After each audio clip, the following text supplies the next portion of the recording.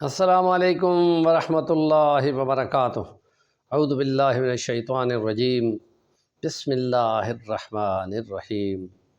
السارق والسارقۃ فاقطعوا ایدیہما جزاء بما کسبا نکالا من اللہ واللہ عزیز حکیم۔ سورۃ المائدہ، 5ویں سورت، آیت 38 نمبر۔ صدق اللہ العظیم۔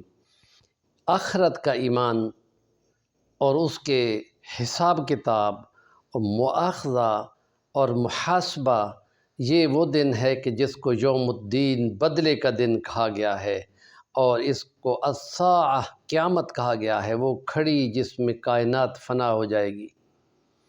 اور پھر یوم یقوم الاشہاد، جس دن شہادتیں کھڑی ہو جائیں گی، خود بندوں کے اپنے وجود سے شہادتیں، جو مقدمے بنیں گے مجرموں پہ، ان کی شہادتیں ان کے اپنے اعضاء جب دیں گے تو وہ بندہ مجرم بن جائے گا تو اس کی سزا ہو جائے گی۔ اور یہ وہ دن ہے کہ جس میں اپنے اعمال کا بدلہ دینا ہوگا، اور نیک اعمال کا نیک بدلہ اور برے اعمال کا برا بدلہ دینا پڑے گا۔ تو باہم بندوں کے حقوق اور خدا کے حقوق، جہاں دونوں کا اختلاف ہوتا ہو، اس کو کبیرہ گناہ کہا جاتا ہے۔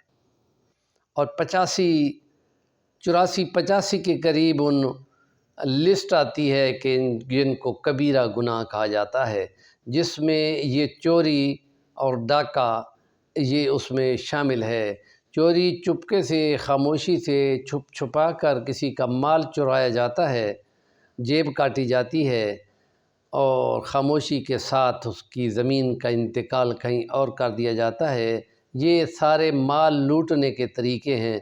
اس کے لیے آخرت میں جہنم کی عذاب کی سزا ہے، اور خاص طور پہ اس میں بندوں کے گناہوں کا جو بدلہ ہوگا وہ نیکیاں چھین لینے سے ہوگا، اور اگر وہ نیکیاں زیادہ چھین لی گئیں تو وہ خالی ہو جائے گا۔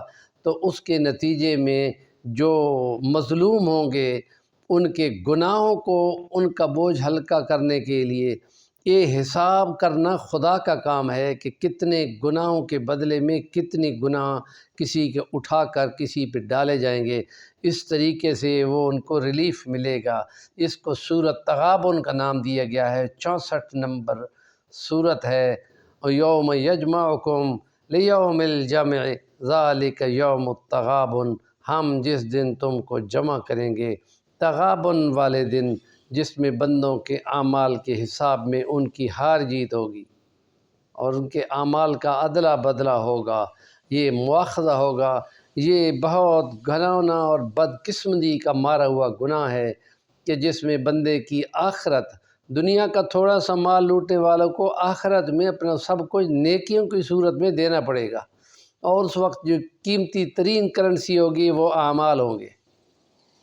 تو اس صورت میں یہ بندہ جو یوں کر کے زیادتیاں کرتے ہیں، بندوں کے حقوق مارتے ہیں، حقوق العباد کا ڈاکہ مارتے ہیں، اپنے ساتھ بہت بڑا ظلم کرتے ہیں۔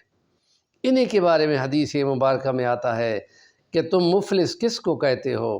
یا رسول اللہ، مفلس اس کو کہتے ہیں کہ جس کے پاس مال متاع نہ ہو۔ نبی پاک نے فرمایا نہیں، مفلس محشر کے میدان کا مفلس میں پوچھ رہا ہوں، وہ کون ہوگا؟